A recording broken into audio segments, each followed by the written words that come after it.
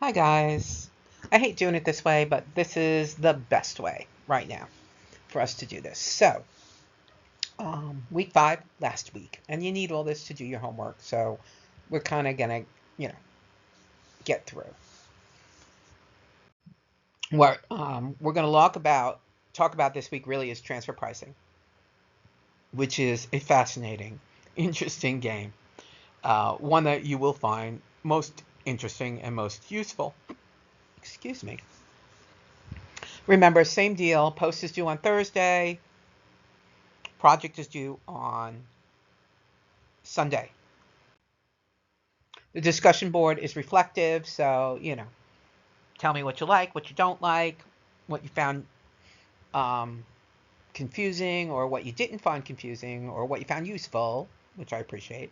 And any recommendations you might have that would fit into the class. I mean, the problem with I would love to do case study, but the problem with case studies is the amount of time it would take for you fitting it in with all the other stuff, because the homework does take a great deal of time.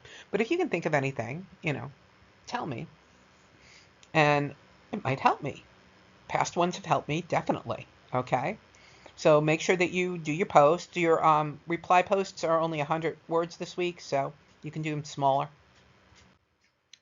Your homework is going to be on transfer pricing, and we're going to look at it at the end. I have another slide at the end, and we'll discuss it after we go through the whole concept of transfer pricing.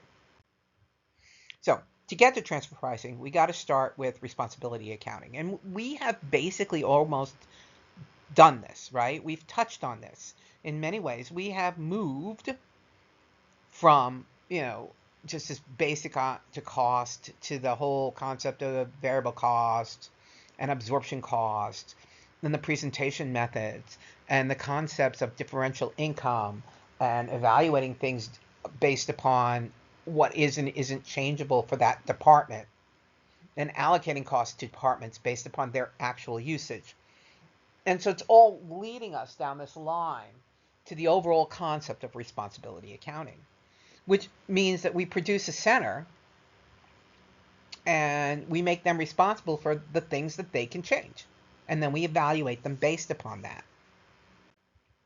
Centers can be cost centers, revenue centers, profit centers, or investment centers. And basically it's about what they control, right? Cost center is just a cost, right? And revenue center is just the income, so it's like a sales division. Profit center has both revenues and cost, and an investment center includes in that the fixed costs, all of the investments, all the capital that's been put into it. And when we divide companies up, we usually divide them in reality about by location or by product that they produce, and so they become responsibility investment centers, right? And the whole key to all of this is all this stuff that we've been talking about, collecting all this data, right? Accountability allows us to put performance measures on it. But in order to put performance measures on it, we have to be able to let them manage their division. They have to manage what they can, their inputs. They can't be evaluated on someone else's input or output, right? That's why we got to separate it. That's why we got to give it to them and allow them to control those costs that they can control. So when we divide up based upon something useful. So, for example, Henkel Corporation makes a bunch of things, right? And they have local managers run their own divisions. Marketing and pricing are under their control. Why? Because they have a better view of what's going on where they are. And obviously, the company has general price, manufacturers suggested retail prices, whatever. And we know what the basic costs are. It's not like they're going off of zero, right? They're not starting from scratch. They know what the other places are, but in their location, it's what they can sell it for and what they can get it for. They might have significantly lower costs because they're in a different country, right? Language is not a problem for them, so they're in control. And they know the laws and the customs, so they can deal with things at that location, how they have to be dealt with. This is all about decentralization of a company, and decentralized decisions allow lower level managers to manage what it is they control. It the top level makes decisions, the lower level implements the decision. All right, and the decision may be implemented a little differently in different places because there's different stuff going on. Why do we decentralize? Better information from the locals. Cognitive limitations, which is one of the big reasons. It is very difficult to sit at the top and understand, grasp everything in its minutia and make a decision. So it is better if we have people down below who collect the information. They have better response times, right? It allows main management to focus on this centralized management, where we look at the overall, the long-term, the strategic. We train the people who run the lower levels, right? To what we want them to do. And then we motivate them based upon the things that they can control. And we create competition between the different divisions or locations. It depends on what they are, what they do, but we can create competition, which kind of makes people run a little faster. You have to be careful with competition. Enron was the end result of incredibly strong competitive forces. People pushed to that kind of limit will lie, cheat, and steal to get their bonuses. So you have to watch that bonuses aren't singularly focused, and that you understand what's going on in that competition. And we decentralize by divisions. But, divisions can be anything. We can separate a company in any way that we want to look at it. We can do it by types of goods and services. We can do it by the type of customer, right? We separate into high wealth and low wealth. And yeah, we separate companies all the time that way, especially service companies. PepsiCo has their American beverages, Gatorade, Tropicana, Lipton, Ocean Spray, as well as Pepsi. They have PepsiCo America Foods, which is Frito-Lay, Quaker, Snap, Quaker Foods, Sabritas, Gamsa, and Latin American Foods. They have PepsiCo International. And some divisions depend on other divisions. PepsiCo spun off into a company called Yum Brands, and Yum Brands has KFC, Taco Bell, and Pizza Hut. And bet you didn't. A lot of people don't know that. But Pepsi has a lot of food involved in theirs. Coke is more of a singular beverage maker versus Pepsi. So, but yeah. And so when you're in those Pepsi-owned restaurants, you get Pepsi, not Coke. So how do we evaluate them, right? So the two major ways to evaluate that we have is ROI and residual income. EVA is used. I'll give you a formula for EVA in the announcements, but EVA is not as common. ROI is actually the most common.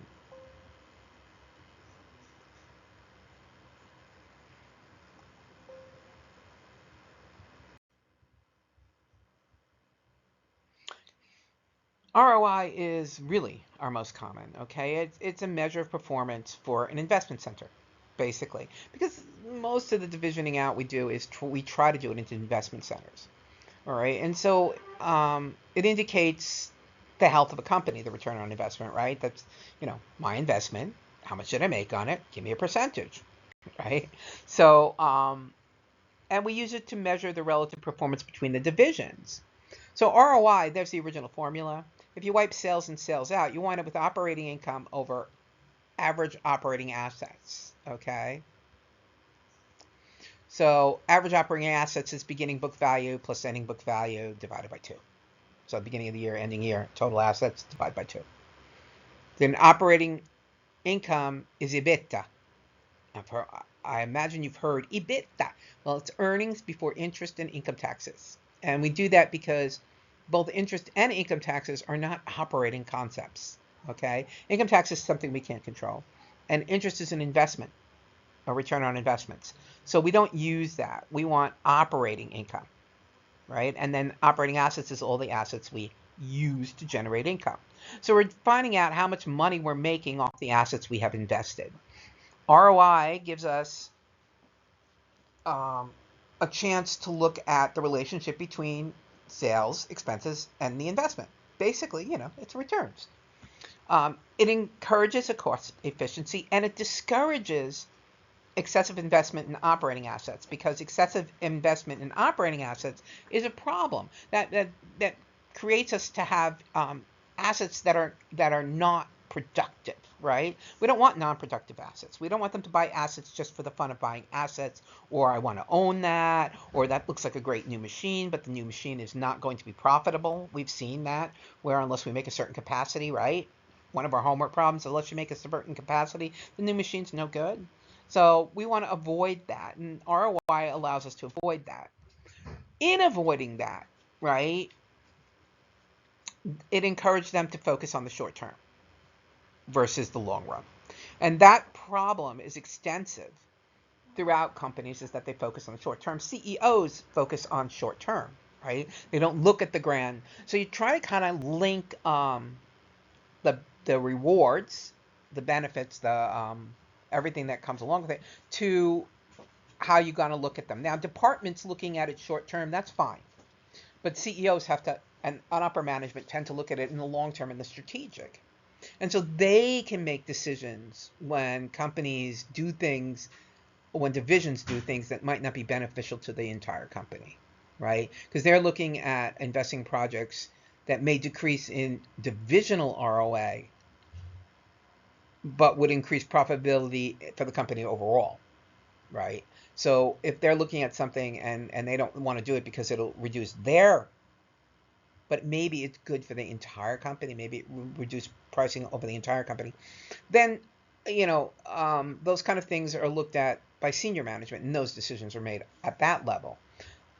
And that's because it then becomes a company-wide concept versus an individual concept. But ROI isn't our other measure. The other measure that we tend to use is called residual income, which is a focus on dollars, okay? It's based on a minimum dollar return. We figure out what we want to have, that rate of return, and we multiply it by our operating assets, and we figure out this is how much money we want to make, right? And we subtract that from the operating income, and what we have is residual income, the leftover income, the income that exceeds that, okay? It is good because it puts us focused back on the dollar.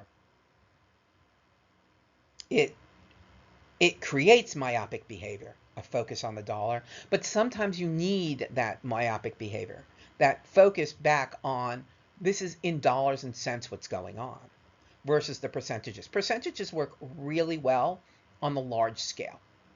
They also work well on comparative basis. You can't use residual income to compare departments. It's almost impossible because they have different investment levels, they have different, expected income, all that kind of stuff.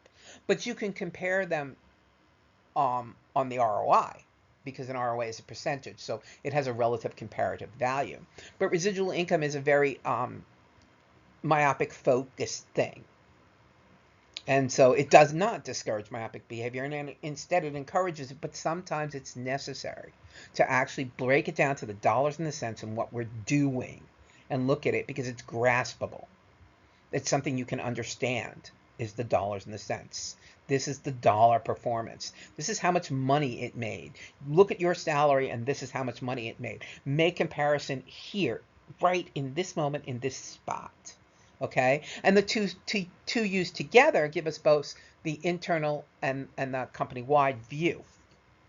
Okay, now transfer prices themselves are the price that we sell internally between departments. That's basically what they are. It's how do we move goods from one department to the other, from one responsibility center to another. All right, and it affects the revenue of the transferring division and the costs of the receiving division. So it has effect on the profitability, the return on investment, and the performance evaluation of both the divisions affected. And so the price at which they transfer becomes very controversial and very important. So setting transfer prices has to satisfy a number of objectives, right? It has to have accurate performance evaluation, because both are going to be evaluated. right? It needs to have goal congruence between the two departments. But it still needs to preserve divisional autonomy, right? They need to be able to make that choice of what they're doing. So what winds up being is we have a couple of approaches towards transfer prices. But the opportunity cost approach identifies minimum price that a selling division would sell and maximum price that a buying division would pay. That price, when it can be the same price, is the best transfer price. All right. They correspond to the opportunity costs of transferring internally. All right. The minimum transfer price leaves the selling division in no worse off as if they sold it to the outside. Okay.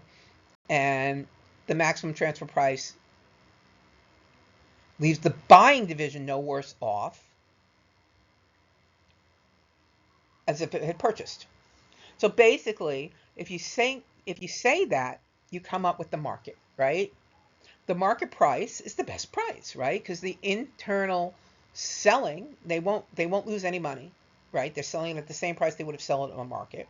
And the internal buying, I'm buying at the same price I would have bought from the side.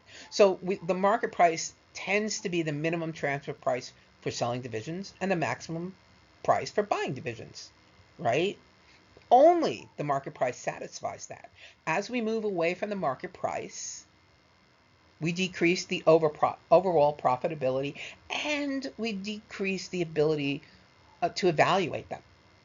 Because as we move that transfer price away from the market price, we move them away from an optimal situation, and someone gets a better deal than the other one. Another way of determining transfer price is the negotiated transfer price, and that's because even with the market, okay, there are imperfections out there in the market. And so it allows us to come to an agreement. So it has a lot of goal congruence, right? It maintains their autonomy because they've talked to each other.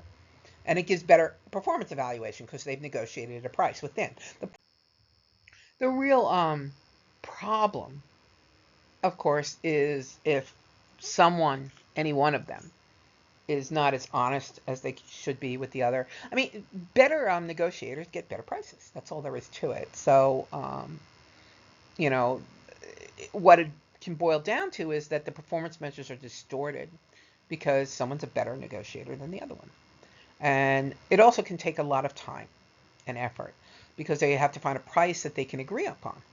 And each one is, working for themselves, which is what they're supposed to do. But it makes it difficult. All right.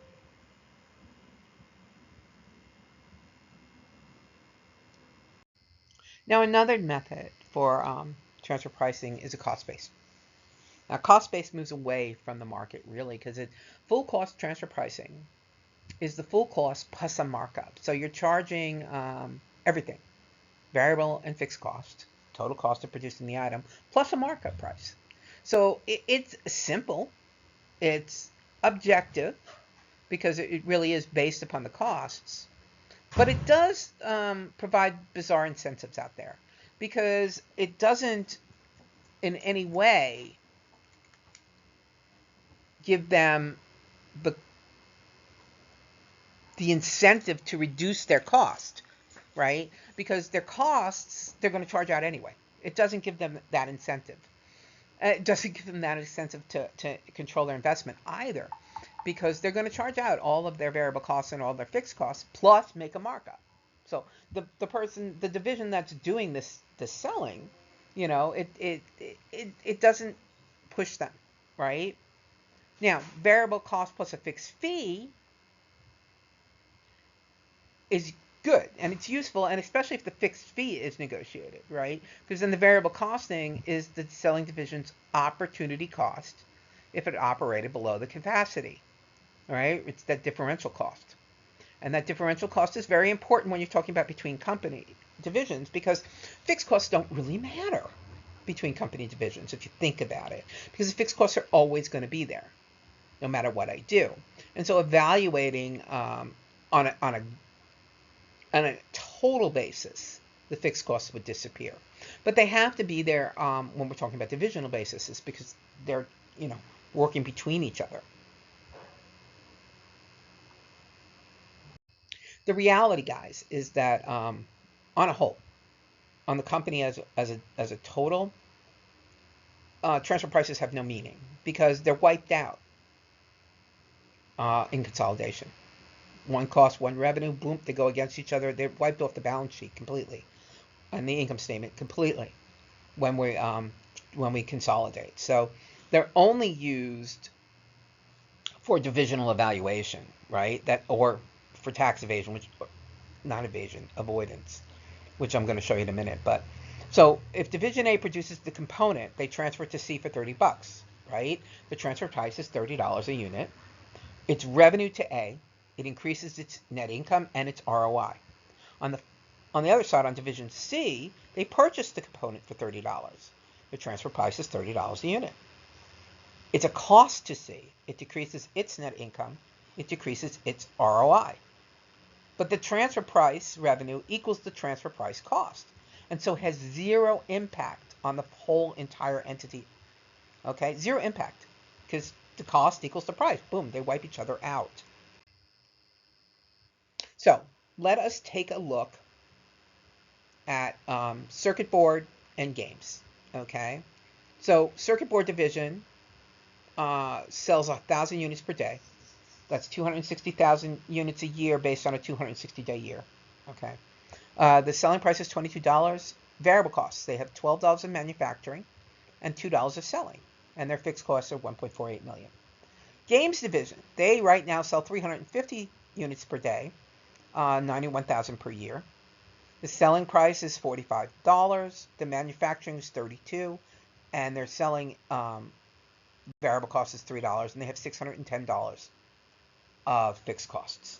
So right now, where they start, okay, they're not selling to each other. Right now they're selling all externally. So circuit board makes $600,000.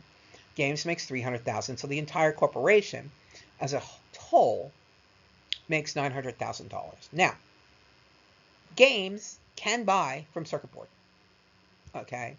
So if we do that, all right, what happens is we set a transfer price, and our transfer price is at $21.10, which is below the current sales price. All right, but there are savings to be had. So what it will do, the circuit board, is it's going to lower its sales, right? Its sales are going to drop down a little to 5.638 mil.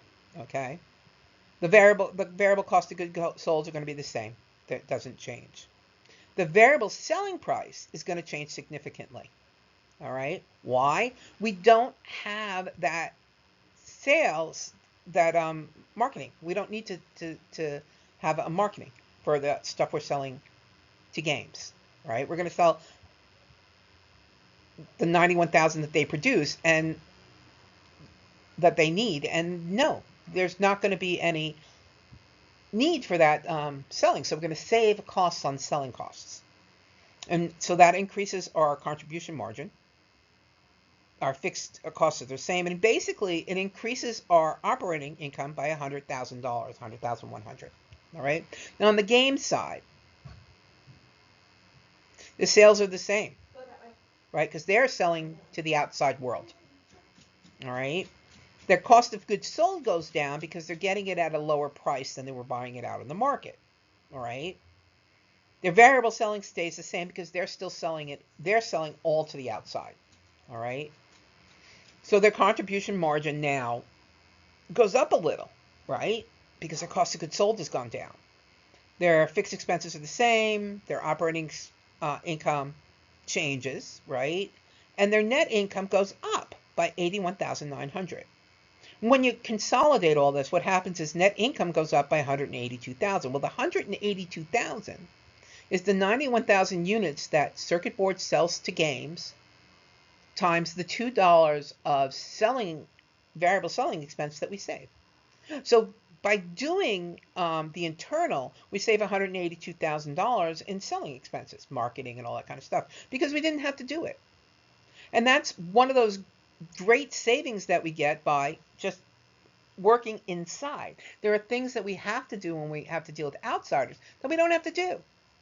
Sometimes it's shipping, right? There's no shipping often between the two internal divisions. So we save on shipping costs, things like that.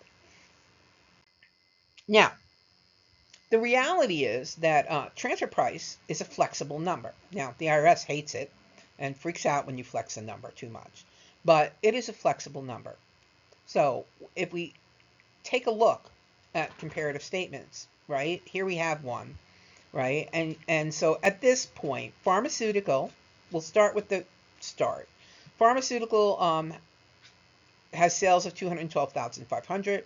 Their variable expenses are $250,000, so their contribution margin is negative $37,500. Their other division, plastics, sales are $100,000. Variable expenses are $37,500, and contribution margin is $62,500. Consolidate the two together, and you get $25,000. Okay, that's at a current transfer price of 40 cents between the two. Now, if we drop the transfer price to 25 cents, okay, we're going to change the cost. So now, at 25 cents, pharmaceuticals is at break even. And at 25 cents, plastics has the whole $25,000 worth of revenue. But on company-wide, we still have $25,000 worth of revenue. Same amount of units are going between the two, just at a different price. If we drop the transfer price to 20 cents, we now split the difference between the two.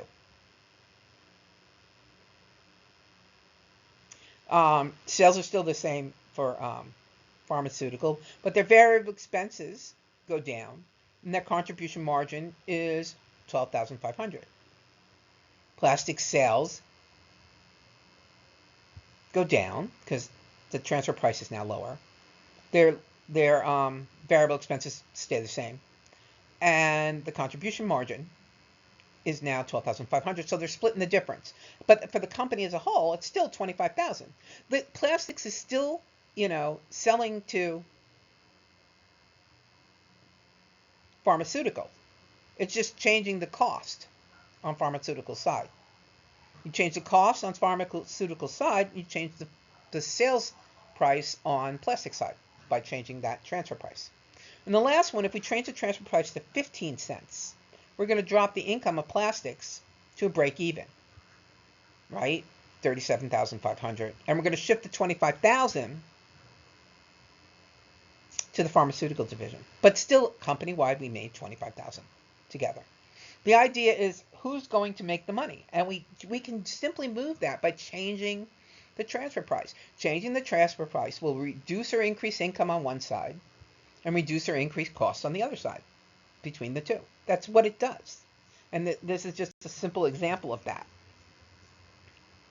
Now,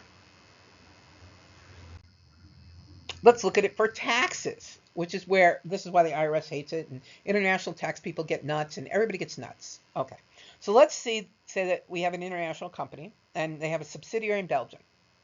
Okay, and they produce the component. They're the production subsidiary. Their cost of component is $100 a unit. The title to the component is then transferred to a re-invoicing center in Puerto Rico at the $100. A re-invoicing center is basically a subsidiary that takes title, but it doesn't take physical possession. But, they just take title. Its objective is to shift profits. That's why it exists, is to shift profits. Re-invoicing centers generally exist in zero tax rate or very low tax rate jurisdictions, okay?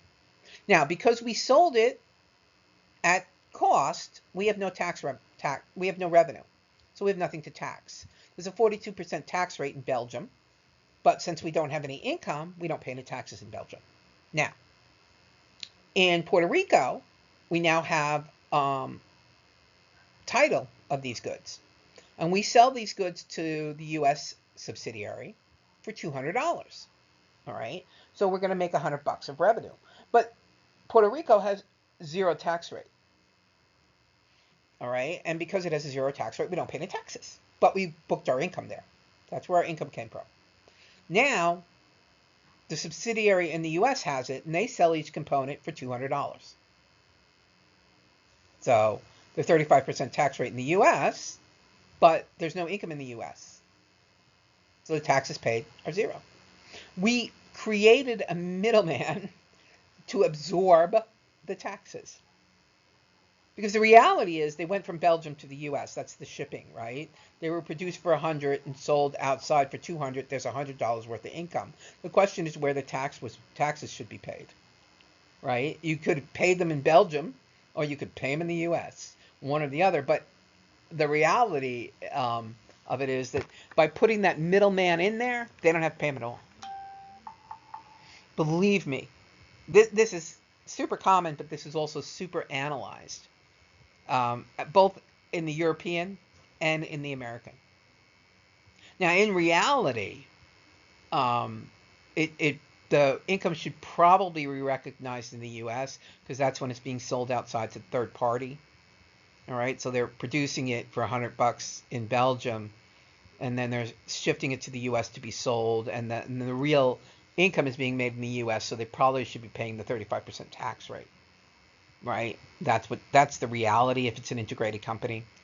As far as function goes, you will have an argument from both ends of this spectrum as to where the taxes should be paid.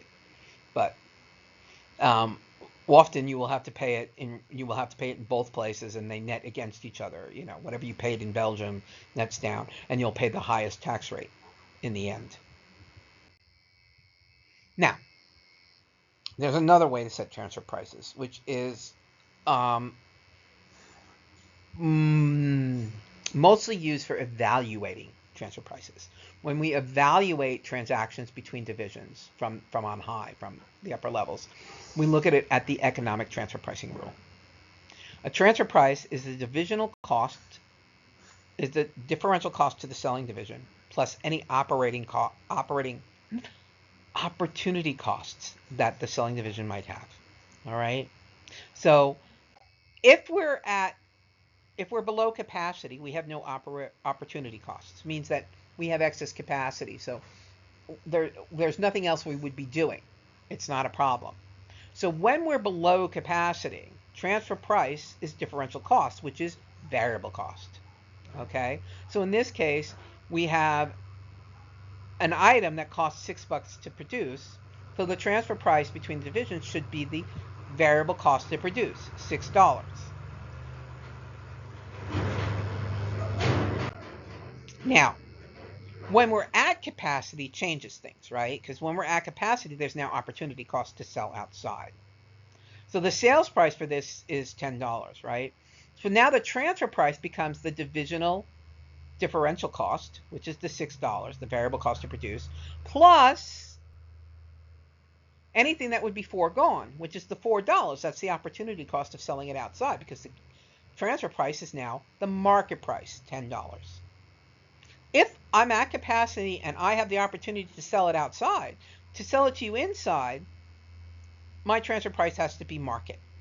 All right. So if we're below capacity, the transfer price is variable cost. If we're at capacity or above, the transfer price now becomes market price. So that's what we do when we analyze. So when we look at PillarCat, each division has full authority for sourcing and selling. They can buy from anywhere they want. Right now, the machining division has been the supplier of crankshafts to the tractor division. All right. The tractor division, however, has just announced that it plans to purchase all its crankshafts next year from outside at $200 per crankshaft. Okay. The machining division increased the selling price this year from $200 to $220. So the tractor division went, no, don't want to pay that, I'm going outside. Okay. The manager of the machining division views the 10% price as justified. It results from a higher depreciation charge on some newly specialized equipment used to manufacture the crankshafts, and an increase in labor costs. So he wants the president to force the tractor division to buy it from them at the $2.20. Okay? Then no, they have to pay what we want. Okay. So we have the number of crankshafts produced, which is 2,000. The market price outside is 200. Now, the variable cost of producing it is 190 and the fixed cost is 20. Okay, so that's the reality of it.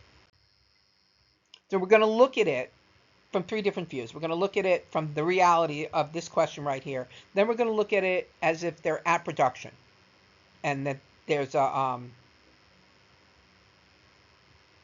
they can use what they've got for other production if they don't sell it to them. And then we're going to look at it as if the external price drops, what we do. Okay? Now, in the first case, which is what we started with, we have 2,000 crankshafts. The supplier outside is 200. The variable cost, that differential cost, is 190. All right, and that, for analysis reasons, that's the cost that we're using.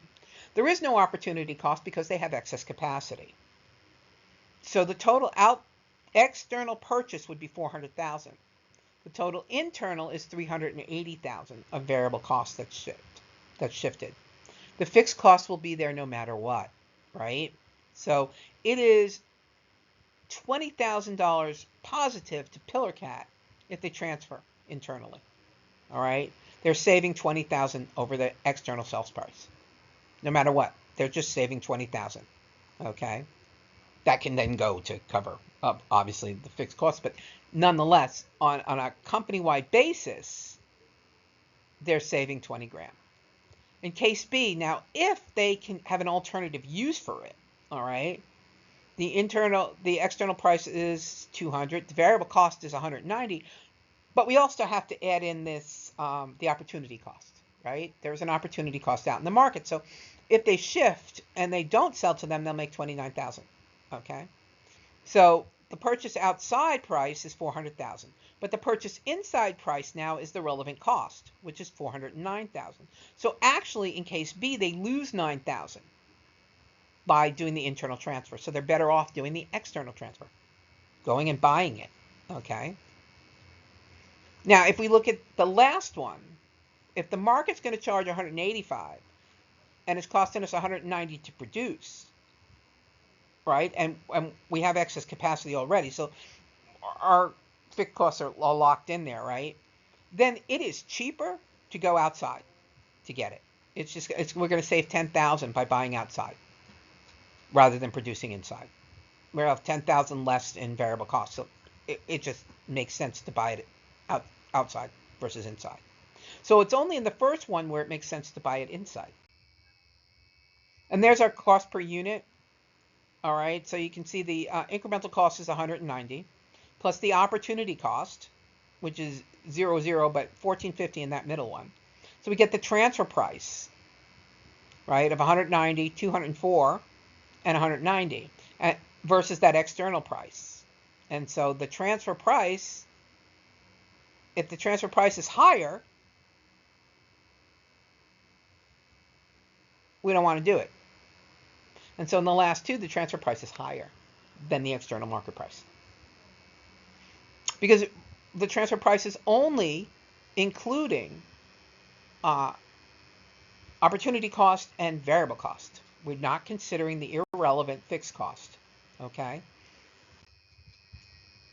So, if no forced transfer is made in the first one, then the company will lose 20 grand, right? The question there becomes, do you force them? If they're independent and autonomous, do you force them because it's better for the company, or do you allow them to do it? And this is a management decision that has to be made. Is how far do you let them walk off the edge, right?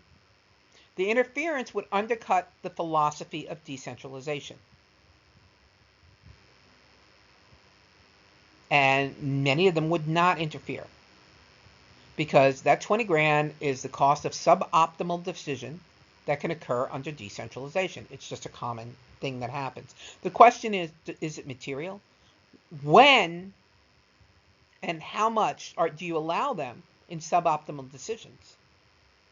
Or do you allow them any at all? Do you say no?